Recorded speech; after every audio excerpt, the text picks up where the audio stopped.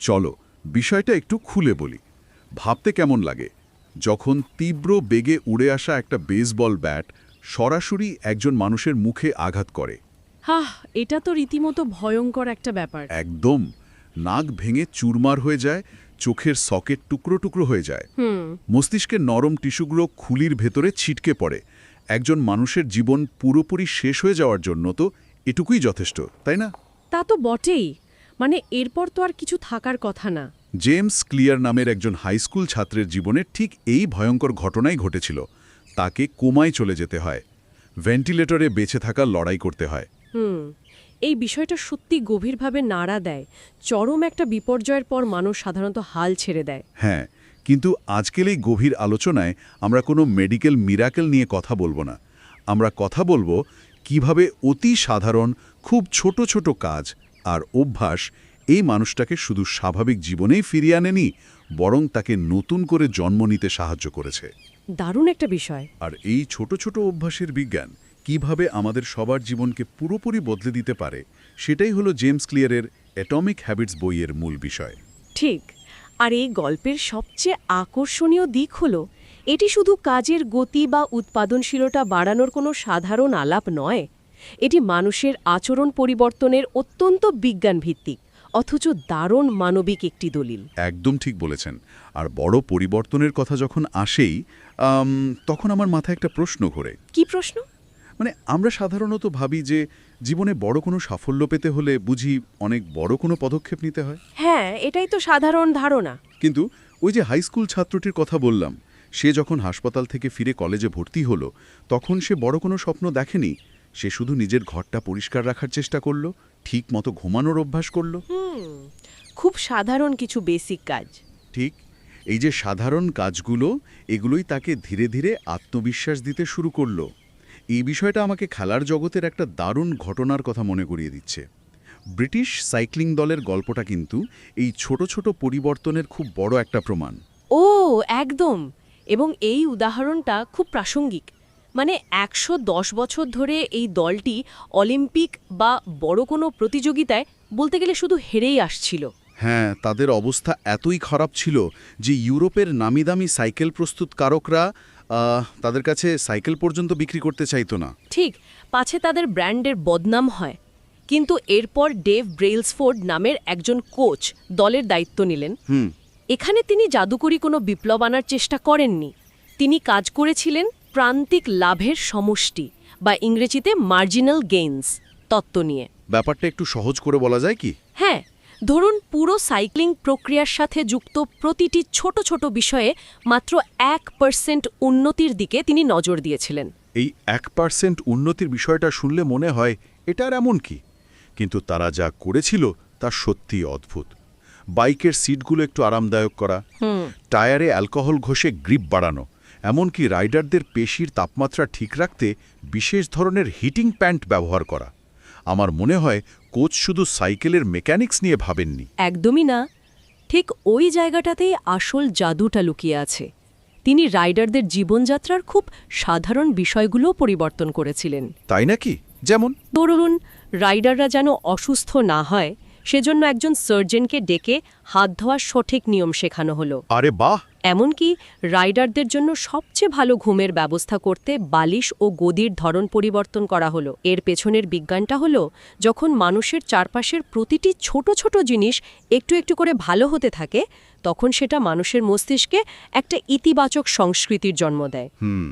মানুষ তখন নিজেকে একটা বিজয়ী দলের অংশ ভাবতে শুরু করে, তাই তো? একদম ঠিক। আর ফলাফল তো ইতিহাসের পাতায় লেখা আছে। ২০০৮ সালের বেইজিং অলিম্পিকে এই দলটির রাইডাররা সাইক্লিংয়ের, আপনি বিশ্বাস করবেন না, ৬০% স্বর্ণপদক জিতে নেয়। অবিশ্বাস্য। এখানেই আসে সেই 1% উন্নতির সহজ গণিত। প্রতিদিন যদি মাত্র 1% ভালো করা যায়, তাহলে ১ বছরে তা প্রায় ৩৭ গুণ ভালো ফলাফলে পরিণত হয়। ঠিক, ৩৭.৭৮ গুণ, যদি আমরা একেবারে নিখুঁত হিসাব করি। কিন্তু এখানেই আমার একটা খটকা লাগে। প্রতিদিনের জীবনে মাত্র 1% পরিবর্তন তো চোখে পড়ার মতনই কিছু না। তা তো বটে। এটা অনেকটা মাটির ব্যাংকে প্রতিদিন ১ টাকা করে জমানোর মতো। প্রতিদিন ১ টাকা জমালে কি আর ধনী হওয়া যায়? মানুষের তো হতাশ হয়ে পড়ার কথা। এখানে সবচেয়ে চমকপ্রদ বিষয়টা হলো অভ্যাসের প্রভাব ঠিক কম্পাউন্ড ইন্টারেস্ট বা চক্রবৃদ্ধি সুদের মতো কাজ করে। আচ্ছা। আমরা যখন ব্যাংকে টাকা রাখি তখন চক্রবৃদ্ধি সুদ যেমন শুরুতে খুব একটা চোখে পড়ে না, কিন্তু সময় গড়ানোর সাথে সাথে তা বিশাল অঙ্কে পরিণত হয়। অভ্যাসের ক্ষেত্রেও স্নায়ুবিজ্ঞানে ঠিক তাই ঘটে। মানে ব্রেনের নতুন স্নায়ুবিক পথ তৈরি হতে সময় লাগে। একদম। সাথে সাথে হয়তো কোনো ফলাফল দেখা যায় না, কিন্তু দীর্ঘমেয়াদে এই ছোট ছোট পরিবর্তনগুলো মিলে জাদুকরী একটা রূপ নেয়। এই যে সাথে সাথে ফলাফল দেখা যায় না, আমার মনে হয় এটাই আমাদের সবচেয়ে বড় হতাশার কারণ। হ্যাঁ, আমরা খুব অধৈর্য হয়ে পড়ি। নতুন বছরে আমরা সবাই অনেক উৎসাহ নিয়ে জিমে ভর্তি হই, স্বাস্থ্যকর খাওয়ার রুটিন বানাই, কিন্তু এক সপ্তাহ পরেই সব উৎসাহ শেষ হয়ে যায়। আমরা বোধহয় খুব দ্রুত আয়নায় পরিবর্তন দেখতে চাই। বিজ্ঞান কি এই অধৈর্য হওয়ার বিষয়টাকে সমর্থন করে? বিজ্ঞান এই হতাশার মূল কারণটিকে বলে সুপ্ত সম্ভাবনার মালভূমি বা প্ল্যাটো অফ ল্যাটেন্ট পোটেনশিয়াল। নামটা তো বেশ ভারিক্কি। হ্যাঁ, তবে বিষয়টা খুব সহজ। মানুষের একটা স্বভাব হলো আমরা রৈখিকভাবে বা লিনিয়ারলি ফলাফল আশা করি। অর্থাৎ আজকে পরিশ্রম করলাম, আজকেই এর ফল দেখতে চাই। কিন্তু বাস্তব জীবনে ফলাফল আসে বেশ কিছু সময় পর। একটা গ্যাপ থাকে।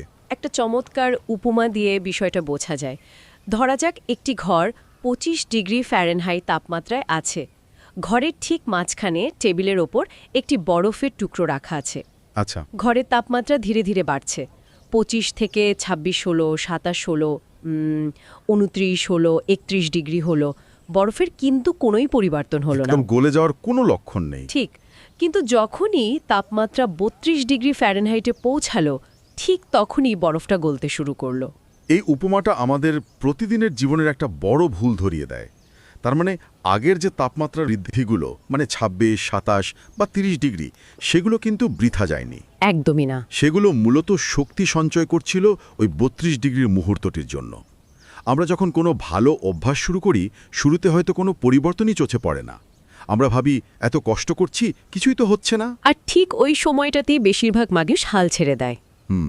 কিন্তু সেই সময়টাতে আসলে শক্তি সঞ্চিত হতে থাকে, যা হঠাৎ করে একদিন বড় ফলাফল হিসেবে সবার সামনে ধরা দেয়। আর এখানেই লক্ষ্য বা গোলস এবং সিস্টেম বা সিস্টেমসের মধ্যে পার্থক্যটা খুব জরুরি হয়ে ওঠে। আমাদের সমাজে সবসময় শেখানো হয় যে সফল হতে হলে লক্ষ্য ঠিক করতে হবে। হ্যাঁ, গোল সেট করা নিয়ে তো কত কথাই হয়। কিন্তু একটু গভীরভাবে ভেবে দেখলে বোঝা যায় বিজয়ী এবং বিজিত সবারই লক্ষ্য কিন্তু একই থাকে। মানে অলিম্পিকে যারা দৌড়াতে আসে তারা সবাই সোনা জিততে চায়। তাই শুধু লক্ষ্য থাকলেই যে মানুষ সফল হয়ে যাবে, ব্যাপারটা একদমই তেমন নয়। বরং লক্ষ্য অনেক সময় মানুষের আনন্দকে আটকে রাখে। তাহলে এর মানে কি দাঁড়াচ্ছে? মানে হলো আমরা ভাবি ওই লক্ষ্যটা অর্জন করতে পারলেই আমি সুখী হব। এর ফলে বর্তমানের আনন্দটা মাটি হয়ে যায়। আমি যদি একটা বাস্তব উদাহরণ দিই, ধরুন কারোর ঘর খুব অগোছালো। সে একদিন খুব দৃঢ় একটা লক্ষ্য নিল যে আজ সে ঘর পরিষ্কার করবেই। সারাদিন হাড় ভাঙা খাটুনি খেটে সে ঘরটা পরিষ্কারও করল, কিন্তু সমস্যা হলো তার যে প্রতিদিন জিনিসপত্র এখানে সেখানে ফেলে রাখার অভ্যাস, সেটা তো বদলায়নি। একদম ঠিক। কয়েকদিন পর তো ঘরটা আবার আগের মতোই অগোছালো হয়ে যাবে। এটাই হলো শুধু লক্ষ্যের ওপর নির্ভর করার সবচেয়ে বড় দুর্বলতা। লক্ষ্য শুধু একটা মুহূর্তের পরিবর্তন আনে, এটি ক্ষণস্থায়ী। কিন্তু সিস্টেম বা প্রক্রিয়া হলো সেই ইঞ্জিন যা প্রতিদিনের জীবনযাত্রাকে বদলে দেয়। ইঞ্জিনটা বদলানো দরকার। আমাদের উচিত লক্ষ্যের কথা ভুলে গিয়ে সিস্টেম বা প্রক্রিয়ার দিকে মনোযোগ দেওয়া। প্রক্রিয়া যদি ঠিক থাকে, ফলাফল এমনিতেই আমাদের পক্ষে আসবে। তাহলে বিষয়টা দাঁড়াচ্ছে আমাদের ফলাফল বদলাতে হলে পেছনের ইঞ্জিন বা সিস্টেম বদলাতে হবে। কিন্তু এই সিস্টেম কিভাবে তৈরি করা যায়? আমার মনে হয় এর উত্তর লুকিয়ে আছে আমরা নিজেদের সম্পর্কে অবচেতন মনে আসলে কি বিশ্বাস করি তার মাঝে। ঠিক। মানুষের আচরণ পরিবর্তনের মূলত 3টি স্তর রয়েছে। প্রথমটি হলো ফলাফল বা আউটকাম, আমরা কি অর্জন করতে চাই। দ্বিতীয়টি হলো প্রক্রিয়া বা প্রসেস, আমরা কিভাবে সেটা অর্জন করতে চাই। আর তৃতীয়টা? আর তৃতীয় এবং সবচেয়ে গভীর স্তরটি হলো পরিচয় বা আইডেন্টিটি, আমরা নিজেদের কি হিসেবে বিশ্বাস করি। একটা উদাহরণ দিলে বিষয়টা খুব পরিষ্কার হবে। হ্যাঁ, উদাহরণ দিলে বুঝতে সুবিধা হয়। ধরা যাক দুজন মানুষ সিগারেট ছাড়ার চেষ্টা করছে। একজনকে যখন কেউ সিগারেট ছাদে তখন সে বলে আমি ধূমপান ছাড়ার চেষ্টা করছি। আচ্ছা, এই কথার মানে হলো সে এখনও নিজের অবচেতন মনে নিজেকে একজন ধূমপায়ী হিসেবেই দেখে, যে শুধু একটা কাজ করার চেষ্টা করছে। কিন্তু দ্বিতীয় জনকে যখন সিগারেট সাধা হয় সে বলে আমি ধূমপান করি না। এখানে বিষয়টা সত্যি খুব দারুণ। এই ছোট একটা কথার পার্থক্য কিন্তু বিশাল। একদম তাই। দ্বিতীয় মানুষটি তার পরিচয়ের পরিবর্তন করে ফেলেছে। সে আর নিজেকে ধূমপাই মনে করে না। তার মানে আমাদের প্রতিটি ছোট কাজ হলো মূলত একটি করে ভোটের মতো। চমৎকার একটা তুলনা। কেউ যখন দিনে মাত্র এক পাতা বই পড়ে সে হয়তো রাতারাতি পণ্ডিত হয়ে যাচ্ছে না, কিন্তু সে মূলত আমি একজন পাঠক এই পরিচয়ের বাক্সে একটি ভোট দিচ্ছে। ঠিক। প্রতিদিনে একটু একটু করে ভোট জমতে জমতে একসময় তার নিজের কাছেই প্রমাণ হয়ে যায় যে হ্যাঁ, সে সত্যিই একজন পাঠক। আর মস্তিষ্ক ঠিক এইভাবেই আমাদের নতুন পরিচয় তৈরি করে নেয়। এর পেছনে রয়েছে স্নায়ুবিজ্ঞানের দারুণ সব ব্যাখ্যা। মনোবিজ্ঞানী এডওয়ার্ড থর্নডাইক একবার বিড়াল নিয়ে একটি মজার পরীক্ষা করেছিলেন। বিড়াল নিয়ে? হ্যাঁ, তিনি একটি ক্ষুধার্ত বিড়ালকে একটি পাজল বক্সের ভেতর আটকে রাখেন। বক্সের ভেতর একটি লিভার ছিল, যাতে চাপ দিলে দরজা খুলে যায় এবং বাইরে রাখা খাবার খাওয়া যায়। বেশ ক্লাসিক একটা এক্সপেরিমেন্ট। প্রথম দিকে বিড়ালটি শুধু এলোমেলোভাবে দৌড়াদৌড়ি করতে থাকে। অনেকগুলো ভুলের পর, যাকে ট্রায়াল অ্যান্ড এরর বলা হয়, হঠাৎ করে তার পা লিভারে পড়ে এবং দরজা খুলে যায়। হ্যাঁ, আর থর্নডাইক পরীক্ষাটি বারবার করতে থাকেন। মজার ব্যাপার হলো প্রথম দিকে বিড়ালটির বেরোতে অনেক সময় লাগলেও ধীরে ধীরে তার ভুল কমে যায়। একদম। একটা সময় সে বক্সে ঢোকা মাত্রই সরাসরি লিভারে চাপ দিয়ে বের হয়ে আসে। কাজটা তার স্বয়ংক্রিয় অভ্যাসে পরিণত হয়। তার মানে আমাদের মস্তিষ্ক যে কোনো অভ্যাস তৈরি করার জন্য একটা নির্দিষ্ট ছক বা চক্র মেনে চলে। ঠিক তাই। এই চক্রটিকে বলা হয় হ্যাবিট লুপ। এর 4টি ধাপ আছে: কিউ বা সংকেত, তৃষ্ণা বা আকাঙ্ক্ষা, প্রতিক্রিয়া এবং সব শেষে পুরস্কার। মানে সংকেত থেকে শুরু হয় সবটা। হ্যাঁ, প্রথমে কোনো সংকেত আমাদের মস্তিষ্কে একটি আকাঙ্ক্ষা তৈরি করে। সেই আকাঙ্ক্ষা মেটাতে মানুষ একটা প্রতিক্রিয়া দেখায় এবং শেষে সে একটা পুরস্কার বা স্বস্তি পায়। আমরা যদি এটাকে বড় প্রেক্ষাপটে দেখি, প্রকৃতির নিয়ম হলো প্রতিটি নতুন সিদ্ধান্ত নিতে মস্তিষ্কের প্রচুর শক্তি খরচ হয়। আর আমাদের ব্রেন তো সবসময় শক্তি বাঁচাতে চায়। একদম, মানুষ সবসময় শক্তি বাঁচাতে চায়। অভ্যাস হলো মূলত মানসিক শর্টকাট। একবার কোনো কাজের অভ্যাস তৈরি হয়ে গেলে মস্তিষ্ককে আর ওই কাজ নিয়ে ভাবতে হয় না, ফলে ওই কাজটা স্বয়ংক্রিয়ভাবে হতে থাকে। অভ্যেসের এই বিজ্ঞান তো বেশ পরিষ্কারভাবে বোঝা গেল, কিন্তু বাস্তব জীবনে এই ব্যস্ততার মাঝে একটি নতুন অভ্যেস তৈরি করার সহজ নিয়মগুলো কি কি? এই হ্যাবিট লুপের ওপর ভিত্তি করে তো 4টি সহজ নিয়মের কথা বলা হয়েছে। চলো প্রথম নিয়মটা নিয়ে কথা বলি। আচরণ পরিবর্তনের প্রথম নিয়মটি হল দৃশ্যমান করা বা মেক ইট অবভিয়াস। এর মানে হলো চারপাশের পরিবেশকে এমনভাবে সাজানো যেন ভালো অভ্যাসের সংকেতগুলো চোখের সামনে থাকে। একটা উদাহরণ দিলে ভালো হয়। ধরুন, মানুষ যদি বেশি করে আপেল খেতে চায়, তবে সেগুলো ফ্রিজের অন্ধকার ড্রয়ারে লুকিয়ে রাখলে চলবে না। আপেলগুলোকে টেবিলের উপর চোখের সামনে একটি পাত্রে রাখতে হবে। এই ব্যাপারটা খুব যুক্তিসঙ্গত। চোখের সামনে যা থাকে আমরা সেটাই বেশি করি। এর সাথে আরেকটা দারুণ কৌশল হলো হ্যাবিট স্ট্যাকিং বা অভ্যেসের স্তূপ করা, তাই না? হ্যাঁ, খুব কার্যকরী একটা কৌশল। মানে আমাদের আগে থেকেই থাকা কোনো শক্ত অভ্যেসের ঠিক পরপরই নতুন অভ্যেসটি জুড়ে দেওয়া।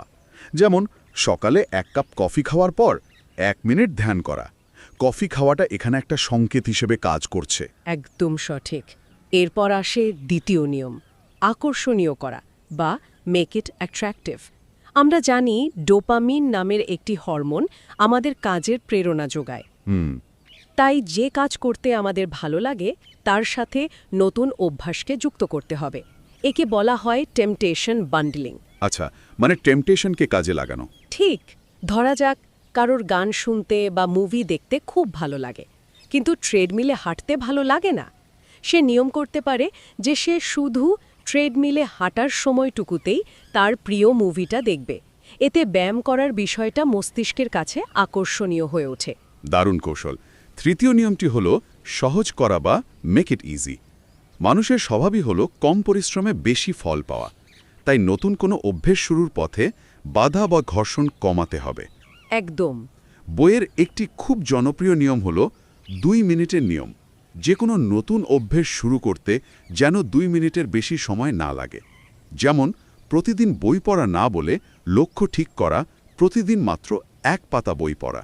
এখানে একটা জায়গায় অনেকেই প্রশ্ন তোলেন, কি রকম? 2 মিনিটের নিয়মটা তো শুনতে একটু বোকা বোকা লাগে। কেউ ভাবতে পারে, আমি যদি প্রতিদিন শুধু ব্যায়ামের জুতো জোড়া পরে সোফায় বসে থাকি তাহলে কি আমার স্বাস্থ্য ভালো হয়ে যাবে? এর তো কোনো বাস্তব অর্থ আয় না। এটি একটি গুরুত্বপূর্ণ প্রশ্ন তুলে ধরে। হ্যাঁ, আমিও ঠিক এই কথাটাই ভাবছিলাম। শুধু জুতো পরে বসে থাকলে তো আর ওজন কমবে না বা মাসেল তৈরি হবে না। তাহলে এই 2 মিনিটের নিয়মের আসল রহস্যটা কি? আপাতদৃষ্টিতে মনে হতেই পারে যে শুধু জুতো পরে বসে থাকলে কী লাভ, কিন্তু এর পেছনের মনোবিজ্ঞানটা খুব গভীর। কোনো কিছু উন্নত করার আগে বা সেটাকে নিখুঁত করার আগে সেটির অস্তিত্ব থাকতে হবে। মানে কাজটা শুরু করাটা আসল। ঠিক, একজন মানুষ যদি প্রতিদিন জিমে উপস্থিতি না হতে পারে তাহলে সে তার ব্যায়াম উন্নত করবে কিভাবে? 2 মিনিটের নিয়মটা মূলত প্রতিদিন উপস্থিত হওয়ার অভ্যাস বা শোয়িং আপ তৈরি করে। চমৎকার। একবার যখন প্রতিদিন জুতো পরার অভ্যাসটা মানুষের আত্মপরিচয়ের অংশ হয়ে যাবে, তখন এমনিতেই মনে হবে, যেহেতু জুতোটা পরেই ফেলেছি, একটু হেঁটেই আসি। আগে উপস্থিত হওয়ার অভ্যাসটা তৈরি করতে হবে, এরপর সেটাকে বড় করার চিন্তা করতে হবে। অসাধারণ একটা দৃষ্টিভঙ্গি। এটা আমাদের ওই পরিচয় পরিবর্তনের কথার সাথেই মিলে যাচ্ছে। আর চতুর্থ এবং শেষ নিয়মটি হলো সন্তুষ্টজনক করা বা মেক ইট স্যাটিসফাইং। আমাদের মস্তিষ্ক তাৎক্ষণিক পুরস্কার খুব পছন্দ করে। এটা তো মানুষের মজ্জাগত ব্যাপার। তাই কোনো কাজ করার পর যদি একটা ভালো লাগা কাজ করে, তবে মানুষ সেই কাজ বারবার করতে চায়। এর জন্য হ্যাবিট ট্র্যাকার ব্যবহার করা বা ক্যালেন্ডারে ক্রস চিহ্ন দেওয়া খুব দারুণ কাজ করে। ঠিক, চোখের সামনে যখন দেখা যায় যে টানা 5 দিন একটা ভালো কাজ করা হয়েছে, তখন সেই শৃঙ্খলটা ভাঙতে ইচ্ছে করে না। এখানে মূল নিয়মটি হলো কখনো পরপর 2 দিন ভুল না করা বা নেভার মিস টুয়াইস। একদিন তো ভুল হতেই পারে। একদম, একদিন কোনো কারণে ভুল হতেই পারে, কিন্তু দ্বিতীয় দিন আবার ট্র্যাকে ফিরে আসাটাই সবচেয়ে জরুরি। আর সবচেয়ে মজার ব্যাপার হলো, খারাপ অভ্যাস ছাড়ার জন্য এই 4টে নিয়মের ঠিক উল্টোটা করতে হবে। মানে? দৃশ্যমান না রাখা। হ্যাঁ, অর্থাৎ খারাপ অভ্যাসের সংকেতগুলোকে অদৃশ্য করতে হবে, কাজটাকে অনাকর্ষণীয় ও কঠিন করে তুলতে হবে, এবং সেটা করলে যেন অসন্তোষ তৈরি হয় সেই ব্যবস্থা করতে হবে। দেখতে দেখতে আমরা আমাদের আজকের এই চমৎকার আলোচনার একদম শেষ পর্যায়ে চলে এসেছি। যদি পুরো বইটির একটি সারসংক্ষেপ আমরা খুব সহজ ও মানবিক ভাষায় টানতে চাই, তাহলে বলা যায় অ্যাটমিক হ্যাবিটস শুধু কাজের গতি বাড়ানোর কোনো কাঠখোট্টা বই নয়।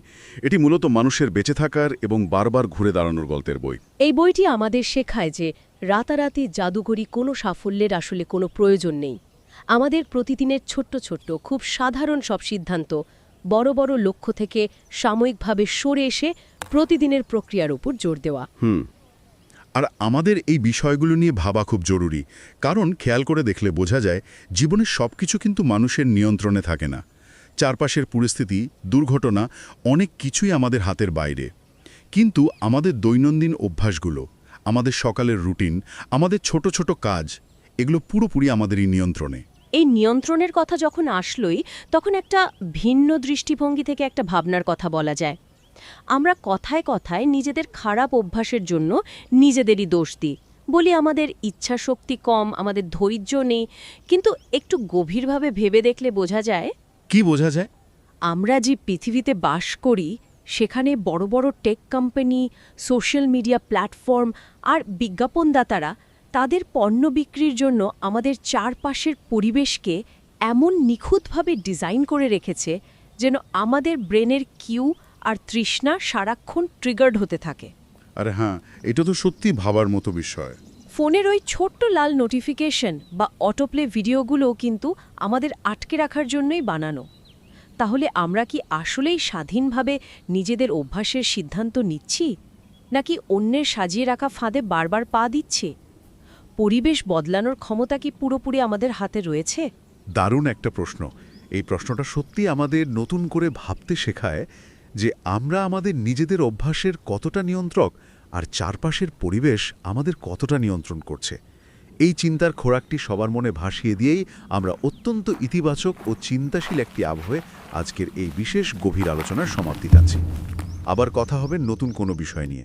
ততক্ষণ পর্যন্ত আমাদের প্রতিদিনের ছোট ছোট অভ্যাসগুলোর দিকে নজর রাখা প্রয়োজন, কারণ এই ছোট জিনিসগুলোই একদিন বড় পরিবর্তন আনবে।